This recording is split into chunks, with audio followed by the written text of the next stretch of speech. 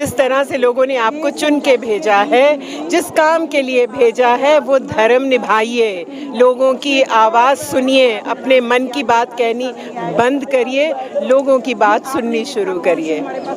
इस वक्त हमारे साथ दो महान हस्तियां मौजूद हैं। अगर मैं कहूं तो ये गलत नहीं होगा, महान हस्तियां इसलिए क्योंकि मेधा पाटकर कुछ उन लोगों में से हैं जिन्हें परिचय की जरूरत नहीं है, और दूसरी हमारे साथ इस वक्त बैठी हैं वो भगत सिंह की बहन की बेटी हैं। तो इन दोनों से बेहतर इस मुद्दे पर बात करने के लिए इस वक्त हमारे पास और कोई हो नहीं सकता था, तो इनसे ही बात करते हैं। आंदोलनों की अगर मैं बात करूं तो आंदोलनों के परिवार से हैं आप, ऐसे लोग जो आंदोलनों से के लिए आज भी जाने जाते हैं। इस आंदोलन का क्या होगा? देखो जी, जब से आंदोलन शुरू, मैं पहले अपनी इंट्रोडक्शन देते थे। मेरा नाम गुरजीत कौर टट है, मैं डिस्ट्रिक्ट होशियारपुर से हूँ और मैं शहीद भगत सिंह की छोटी सिस्टर बीबी प्रकाश कौर की बेटी हूँ। इस आंदोलन का क्या होगा ये तो पक्का है कि जीत लोगों की होती है, उसमें कितने कष्ट सहने पड़ते हैं वो हमको लोगों को देख के पता चलता है कि वो लोग बहुत स्ट्रांग माइंडेड हैं, वो बैठे हैं, वो जाने वाले नहीं हैं। अगर उनको हाथ छेड़ दिया इन्होंने तो बहुत बड़ा लेकिन मैं तीसरे दिन जब से ये आंदोलन शुरू हुआ ना, हम लोग जब सुना कि ये हरियाणा में भी वो हुआ, बैरिकेड तोड़े, और उसके बाद हम घर से चले, तीसरे दिन हम लोग यहाँ आ गए। और तब से मैं यहाँ ही सिंघू बॉर्डर पे हमने घर बनाया नहीं है, कमरा ले लिया। तो हम लोग अगर इतनी 72 की भी मेरी एज है, हम लोग आंदोलन में पूरे जोश से हैं। तो यूथ तो इतने मतलब उनको थोड़ा रोकना पड़ता है कि बुजुर्ग लोग आगे किए हुए हैं कि इनको कोई गलत काम ना, कोई उग्रता ना कर दें। तो इस आंदोलन की जीत तो अवश्य है, या तो मोदी की हार होगी या मोदी को हार माननी पड़ेगी, पीछे हटना पड़ेगा। मतलब किसी भी सूरत में सरकार को हार माननी पड़ेगी। आप बड़े बड़े डिक्टेटर देख लो, आखिर लोगों के सामने सबको झुकना ही पड़ रहा है। तो मैम, आप इस आंदोलन से शुरू से जुड़ी रही हैं, आपको क्या लगता है 8 महीने हो चुके हैं, आगे क्या कुछ नतीजा निकलने वाला है? जो लोग चाहते हैं वही नतीजा निकलना चाहिए। हम आशावाद छोड़ नहीं सकते, पर आसान नहीं से नहीं होगा, क्योंकि अभी कॉर्पोरेटीकरण इतना हावी हो गया है हर क्षेत्र में, और कृषि उनका प्रॉफिट का बहुत बड़ा आधार है। अडानी अंबानी के हजारों आउटलेट्स हैं, इसमें वो एक मकाई का भुट्टा अपने मॉल में अगर 80 रुपए में बेचते हैं तो उनका वो प्रॉफिट मेकिंग बिजनेस है, जब वो आसानी से थोड़े छोड़ेंगे, नहीं छोड़ेंगे। और इनके वोटिंग का वो आधार है, उनका चंदा, इसलिए ये भी आसानी से राजनेता नहीं छोड़ेंगे। ऐसी स्थिति में जनता को सबसे ज्यादा जीवटता दिखाने के सिवाय दूसरा रास्ता नहीं है, और वो किसानों ने साबित कर दिए।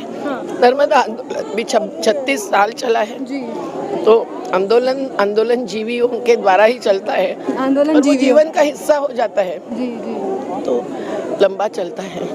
और किसान मतलब मजदूर भी है, महिला भी है, ये सबको जब अवकाश बढ़ता रहा है आंदोलन के अंदर भी, कोई आंदोलन और बुनियादी हो जाता है और व्यापक हो जाता है। आंदोलन जीवियों की बात की आपने, इन आंदोलन जीवियों की ताकत अब तक सरकार ने देखी है, और अभी यहाँ से कुछ मीटर्स दूर बैठी है संसद, लेकिन संसद में यहाँ की आवाज़ उस स्तर पे गूंज नहीं पा रही है। आगे आपको क्या लगता है, सरकार के कानों में ये बात जाएगी किसानों को? नहीं है, सरकार को ही नहीं, विरोधी दलों को भी सुनाना जरूरी है, क्योंकि सभी विरोधी दलों ने भी अभी एकदम ठोस और पक्का ठहराव पास नहीं किया है। जैसे 3 कानूनों की खिलाफत महाराष्ट्र में आ रही हूँ, बोलो दीजिए, आ रही है, खा के आ रही है। उत्तर प्रदेश में क्या कुछ हो सकता है मैम, इसका कितना असर दिखेगा वहाँ? सरकार हार सकती है। अच्छा, लेकिन योगी सरकार कह रही है कि वो इस बार भी बहुमत के साथ आने वाली है उत्तर प्रदेश में। वो तो आखिरी दिन तक कहते थे बंगाल में कि वही जीतने वाले हैं। उसका कोई चुनावी प्रचार का कोई मतलब नहीं। 2 मिनट बात करें, 2 मिनट। कानून वापसी नहीं तो क्या? सरकार ने लिया तो वापस कानून वापसी ही बस, और नहीं तो फिर ऐसे ही लंगर सड़क पे संघर्ष जारी रहेगा। और आज एक बहुत बड़ा पैगाम है, जैसे सब लोग भी देख रहे हैं, 8 महीने हो चुके हैं, और जिस जोश से, जिस हिम्मत से लोग आज भी बाहर सड़कों पे आए हैं, साफ जाहिर है वापस जाने वाले नहीं हैं, सड़कों पर उतरेंगे। हमारी संसद आवारा हो चुकी है। लोगों के पास कोई और चारा नहीं बचा कि वो सड़कों पे आके संघर्ष करें और महिलाएं खूब उतरी हैं। ये एक बहुत शुभ आप संसद को आवारा कह रही हैं और हमारी सांसद कहती हैं कि यहाँ जो बैठे हैं वो मवाली हैं। उसको हम भूलेंगे नहीं। बहुत आक्रोश है हमारे मन में। जब जैसे ही उन्होंने बोला हमें बहुत उससे बेहद गुस्सा भी आया और ठेस लगी कि हमारे किसानों को, हम लोगों को मवाली कहा जा रहा है। ये कैसा कल्चर है उनका कि अपने ही लोगों को, अपने ही संघर्षशील लोगों को इस तरह से कहा जा रहा है। और मुझे लगता है कि ये बात जो उन्होंने कही है वो हद से बढ़कर कही है। हम याद रखेंगे इस बात इसका जवाब कैसे देंगे किसान?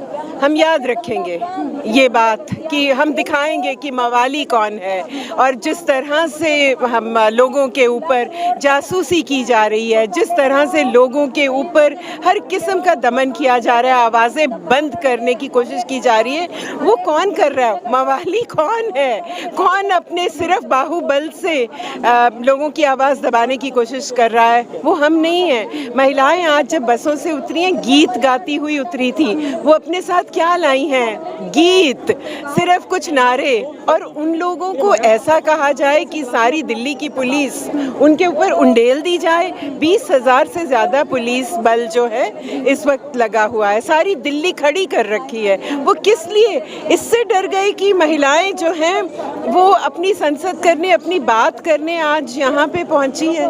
तो आज महिलाएं जब आई, 200 महिलाओं के लिए 20,000 पुलिस वाले तैनात थे। देख के क्या कहेंगी, कैसा लगा?